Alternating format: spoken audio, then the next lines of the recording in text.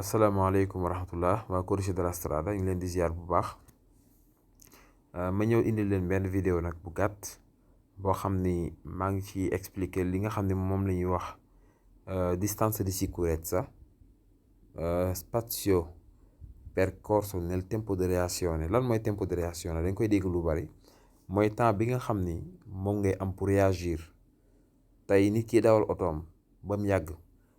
benn animal ñoo taxaw ci kanam mu tiit bañ a bëgg animal bi tiit teg tànkam ci frein yi sa ko freiné diggante bi nga tiitee ba teg sa tànk ci frein yi diggante boobu noonu li oto bi direeku ci diggante boobu li mu daw ci diggante boobu avant ngay freiné kooku moo tudd spazio percorso nel tempo di reazione. loolu nag tempo di reazione du mat une seconde ay fraction de seconde lay doon. waaw ku fi nekk na di xalaat ba une seconde yi passé li ngay bañ a mbëkk da nga ko mbëkk maanaam ci lu gaaw la war a doon. léegi loolu tamit dañ koy calculer ni boo mënee calculer tempo spazio percorso nel tempo di reazione rek da nga mën a xam distance di sicurezza, ndax loolu mooy distance minima di sicurezza. maanaam li nga xam ne moom ngay daw ci tempo di reazione mooy si distance minimum de sécurité mu gën kaa tuuti moom nga war a doxal si diggante ak ki nga xam ne moo ne sa kanam. waaw léegi dafa ni ñu koy calculer mooy ñu jël méthode bi gën a simple da ngay jël vitesse bi nga doon daw par exemple boo doon daw 50 kilomètres à l'heure na nga ko multiplier par 10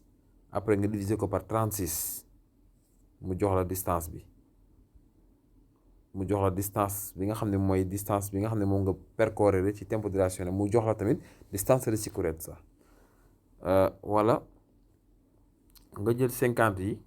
diviser ko par 10 après nga multiplier par 3 mu jox la 15 mètres mooy nekk distance de sécurité. mais ñaar yëpp baax na, ñaar yi bu mu ci jox baax na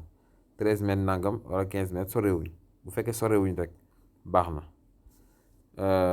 gis nga mu ne con il secondo metodo approssimato il tuo risultato potrà differenziarsi al massimo di 3 mètres. mu ne ci ñaari méthodes yi benn bi am na boo xam ne boo ko defee dana am distance su 3 mètres de différence, mais nag loolu ba tey baax na ci quiz yi day nekk vero. mais nag lu tax ma indi lii dama indi lii mais damay indi beneen boo xam ne tamit pour ñi nga xam ne mënuñoo def calcul bi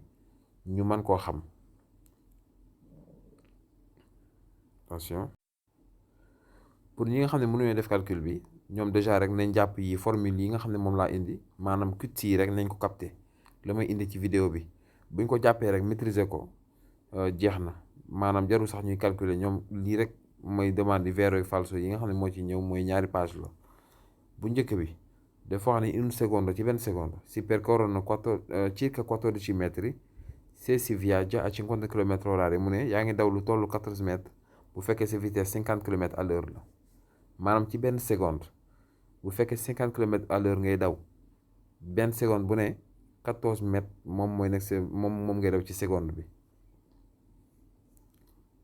mu ñëwaat fii deuxième mu ne un secondo si percorrono circa 28 metri se si viaggia a 100 km/h. maanaam bu fekkente ni 50 la ngay daw distance bi 14 la,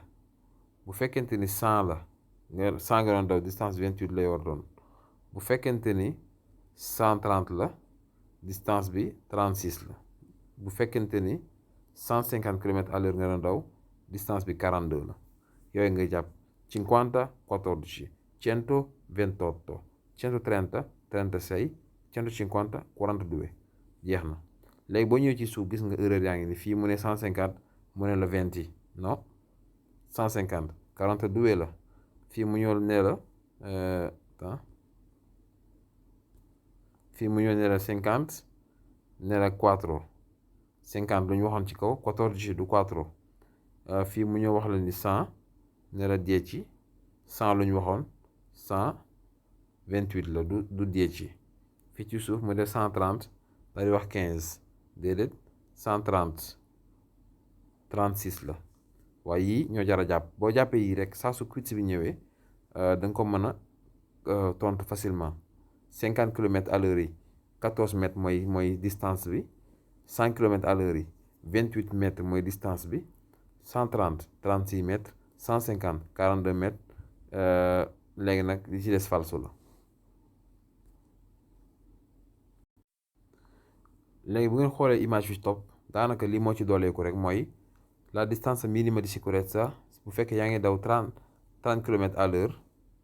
mu ne 9 mètres la loolu moo ci dooleeku ci li ma njëkk a wax li ci des lépp répétition la yi ci des moom mooy yi ma waxoon yi ni boo xoolee mooy yi ma waxoon léegi nag yéen jàpp leen loolu rek loolu bu ngeen ko jàppee saa soo ñëwee ci quiz gis mu indil la par exemple 30 defal la 2 falso la bu ñëwee ne la 50 defal la 5 falso la bu ñëwee ne la 100 defal la 15 falso la waaw comme ni ma koy waxee toujours image bu njëkk baa ngi ni 50 bi ma koy répété waat pour ñu jàpp ko bu baax 50 kilomètres à l'heure yi 14 mètres mooy distance bi 100 kilomètres à l'heure bi 28 mètres mooy distance 130 kilomètres à l'heure 36 mètres mooy distance bi 150 kilomètres à l'heure 42 mètres mooy distance bi gis nga yi ci des yëpp falso la boo ñëwee ci deuxième page bi li ci dolleeku mooy 30 kilomètres à l'heure yi nii 9 mètres mooy distance bi jeex na li ci des mooy yi ma waxoon ci beneen page bi kon mbokk yi ñu ngi leen di jaajëfal bu baax a baax ba beneen yoon incha allah.